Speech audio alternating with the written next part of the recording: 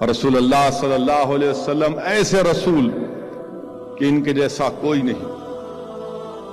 ان کے جیسا کوئی نہیں۔ اگر عبادت کا معاملہ آیا تو میرے نبی کے جیسا کوئی عابد نہیں، اگر شہادت کا معاملہ آیا تو میرے نبی جیسا شاہد نہیں، شفقت کا معاملہ آیا تو میرے نبی جیسا شفیق نہیں، ڈرانے کی بات آئی تو میرے نبی جیسا نذیر نہیں، رسالت کی بات آئی تو میرے نبی جیسا رسول نہیں، نبوت کی بات آئی تو میرے نبی کے بعد کوئی نبی نہیں، امانت کی بات آئی تو میرے نبی جیسا امین نہیں،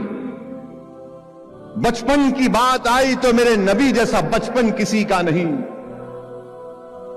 جوانی کی بات آئی تو ساری کائنات میں میرے نبی جیسا جوان نہیں،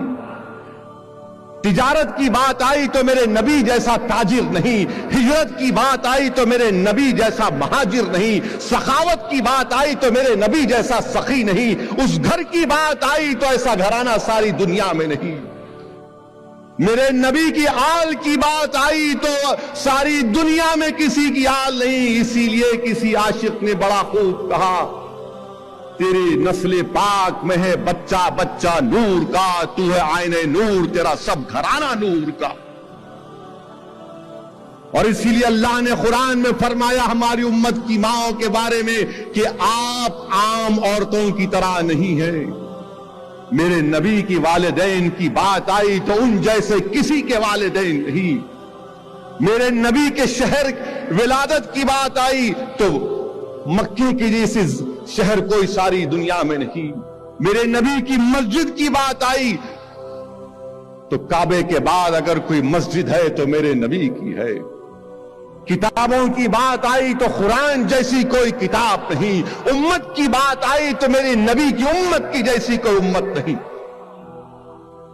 اسی لیے میرے نبی صرف نبی نہیں ہے، میرے نبی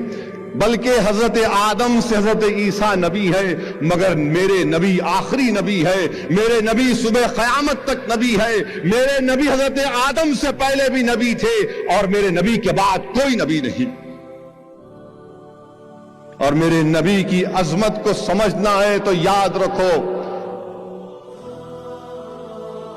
اللہ سبحانہ و تعالی دیگر انبیاءوں کو کسی خاص علاقے کے لیے ایک قوم کی طرف بھیجتا تھا، میرے نبی آئے تو ساری اولاد آدم کے لیے آئے۔ رسول اللہ صلی اللہ علیہ وسلم نے فرمایا کہ اللہ نے مجھے کسی خاص قوم یا خاص علاقے کے نہیں بلکہ پوری انسانیت کے لیے بھیجا۔